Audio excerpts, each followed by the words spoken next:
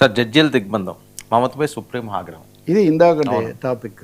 ఓట్ల తొలగింపు కేరళలో నిజంగా మనం ఇంత చర్చించాం కదా. కేరళ ప్రభుత్వం జాగ్రత్తగా వ్యవహరించడం వల్ల ఓట్ల తొలగింపు తక్కువగా జరిగింది.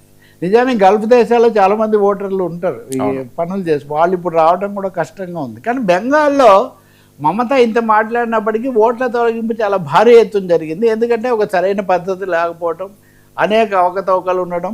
ఇప్పుడు ఎన్నికల తేదీలు ప్రకటించాక కూడా ఇప్పుడు అడ్జుడికేషన్ ఓట్లలో ఈ తొలగింపు ఏది న్యాయం ఏది కాదని పరిశీలించడానికి సుప్రీంకోర్టు జోక్యం చేసుకొని న్యాయమూర్తులను నియమించారు. ఇది దేశంలో మొదటిసారి. న్యాయ వ్యవస్థ వేరు, ఎన్నికల వ్యవస్థ వేరు కదా. కానీ న్యాయమూర్తులు వచ్చి ఓట్ల తొలగింపు న్యాయమా కాదా అని చెప్పాల్సిన ఒక పరిస్థితి పశ్చిమ బెంగాల్లో వచ్చింది.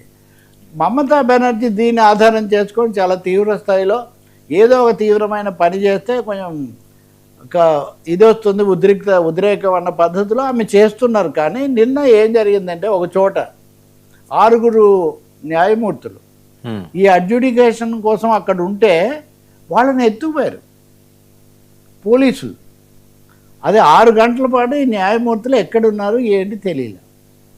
సుప్రీంకోర్టు ఏమో వీళ్ళ కేసును విచారిస్తుంది. సో భారతదేశ చరిత్రలో ఇంతవరకు 6 న్యాయమూర్తులను కొన్ని గంటల పాటు కనపడకుండా, అది కూడా పోలీసుల ప్రమేయంతో లేకుండా చేయడం అన్నది చాలా సంచలనం కలిగించింది. సుప్రీంకోర్టు నిన్న ధర్మాసనం బెంచ్ మీద నుంచే వాళ్ళు వ్యాఖ్యానించారు. మేము ఫోన్ చేస్తే కూడా బెంగాల్ ఎవరు లిఫ్ట్ చేసే అవకాశం లేకుండా పోయింది. మేమేదో మీకు సహాయం చేద్దామని పంపిస్తే వాళ్ళనే మీరు అపహరిస్తారా అనే పద్ధతిలో వాళ్ళు మండిపడ్డారు. కానీ దీదీ ఏమంటారంటే దీదీ స్టైలే వేరు కదా.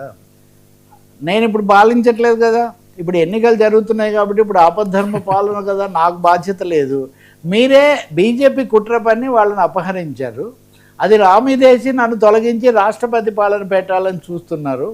సో ఏదో ఒక విధంగా బెంగాల్లో ఒక కృత్రిమమైన ఉద్రిక్త పరిస్థితి సృష్టించాలన్నది మటుకు చాలా భారీ ఎత్తున జరుగుతున్నట్టుగా ఉంది. సుప్రీంకోర్టు ఇంకో కీలకమైన తమాషైన వ్యాఖ్య చేసింది ఇందాక పరకాల లాంటిది. అది కూడా ఏమనంటే, మీ ఓటు హక్కు ఒకసారి మీ ఓటు తీసేసినంత మాత్రాన మీ ఓటు హక్కు లేకుండా పోదు అని సంతోషించమంటారా? ఎన్నికల సమయంలో నా ఓటు తీసేసి అంత మాత్రాన మీ హక్కు లేదని కాదంటే హక్కు ఉంది. కానీ మళ్ళీ ఎన్నికలు 5 ఏళ్ళకి ఒకసారే కదా జరుగుతాయి.